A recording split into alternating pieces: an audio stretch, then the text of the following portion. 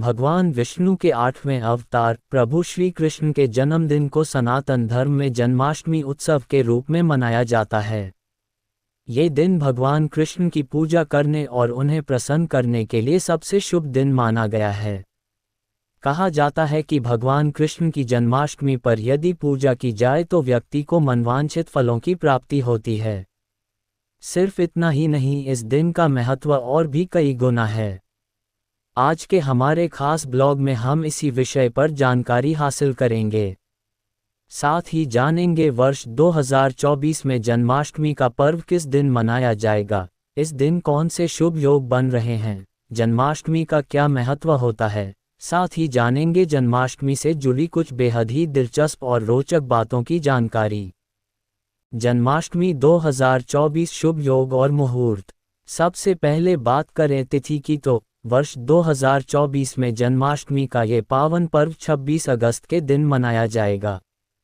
शुभ योग की बात करें तो इस दिन जयंती योग बनने जा रहा है। ज्योतिष के जानकारों की माने तो इस योग में अगर कृष्ण जन्माष्टमी की पूजा की जाए तो व्यक्ति को अक्षय पुण्य की प्राप्ति होती है। दरअसल कृष्ण जन्माष्टमी का ये त्योहार प्रत्येक वर्ष भाद्रपद माह के कृष्ण पक्ष की अष्टमी तिथि को रोहिणी नक्षत्र में मनाया जाता है। इस वर्ष कृष्ण पक्ष की अष्टमी तिथि 26 अगस्त सोमवार के दिन पड़ रही है और इसी दिन कृष्ण जन्माष्टमी का पर्व मनाया जाएगा। बात करें शुभ पूजा मुहूर्त की तो निशीत पूजा मुहूर्त 24 घंटे 30 सेकंड से 24 घंटे 45 मिनट 2 सेकंड तक। अवधि 0 घंटे 44 मिनट। जन्माष्टमी पारणा मुहूर्त 5 घंटे 56 मिनट 15 सेकंड के बाद 27 अगस्त को। अधिक जानकारी ऊपर दिया गया मुहूर्त नई दिल्ली के लिए मान्य है। क्या ये जानते हैं आप, कृष्ण जन्माष्टमी के मुहूर्त से जुड़े कुछ विशेष नियम बताए गए हैं। जैसे अगर अष्टमी पहले ही दिन आधी रात तक रहती है तो जन्माष्टमी का व्रत पहले दिन किया जाता है। अष्टमी अगर दूसरे दिन आधी रात को व्याप्त रहती है तो जन्माष्टमी का व्रत दूसरे दिन किया जाता है। अगर अष्टमी दोनों दिन आधी रात को व्याप्त हो और अर्धरात्रि में रोहिणी नक्षत्र का योग एक ही दिन हो तो जन्माष्टमी उसी दिन मनाई जाएगी जब रोहिणी नक्षत्र होगा।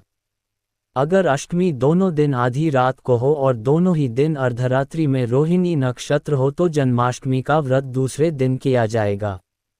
अष्टमी दोनों दिन आधी रात को व्याप्त हो और अर्धरात्रि में दोनों दिन रोहिणी नक्षत्र का योग ना हो तो जन्माष्टमी का व्रत दूसरे दिन किया जाएगा।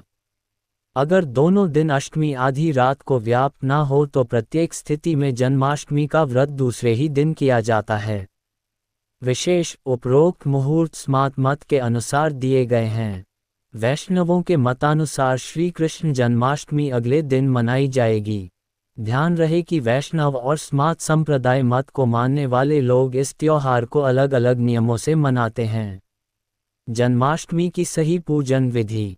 अब बात करें जन्माष्टमी के दिन किए जाने वाले व्रत और पूजा की सही और सटीक विधि की तो इस व्रत में अष्टमी का उपवास से पूजन और नवमी के पारण से व्रत की पूर्ति होती है। जो कोई भी व्यक्ति इस व्रत को करता है उन्हें व्रत से एक दिन पहले अर्थात सप्तमी तिथि को हल्का और सात्विक भोजन करने की सलाह दी जाती है। उपवास वाले दिन व्यक्ति को स्नान आदि से निवृत्त होकर सभी देवी देवताओं को नमस्कार करके पूर्व या उत्तर दिशा में मुख करके बैठना होता है। इसके बाद हाथ में जल, फल, पुष्प लेकर संकल्प करें और मध्याह्न में काले तिलों को जल में डालकर इससे देवकी जी के साथ प्रसूति गृह बनाएं। इस प्रसूति गृह में सुंदर बिछौना तैयार करें और उस पर कलश स्थापित करें। इसके बाद भगवान श्री कृष्ण जी को स्तनपान कराती माँ देवकी जी की मूर्ति या कोई सुंदर चित्र आप यहाँ इस्तेमाल कर सकते हैं। पूजा में देवकी, वासुदेव, बलदेव, नंदलाल, यशोदा मैया और लक्ष्मी जी का नाम लेते हुए विधिवत पूजा करें। ध्यान रखें जन्माष्टमी का व्रत रात्रि 12 बजे के बाद पूरा किया जाता है। इस व्रत में अनाज नहीं खाते हैं। फलाहार के रूप में आप फलाहारी भोजन कर सकते हैं। जन्माष्टमी पर किए जाने वाले अनुष्ठान। बहुत सी जगहों पर इस दिन मंदिरों का श्रृंगार किया जाता है। इस दिन श्री कृष्ण अवतरण के उपलक्ष्य में झांकियां सजाई और निकाली जाती है। इस दिन भगवान श्री कृष्ण का श्रृंगार किया जाता है, उनका झूला सजाया जाता है और फिर उन्हें झूला झुलाया जाता है।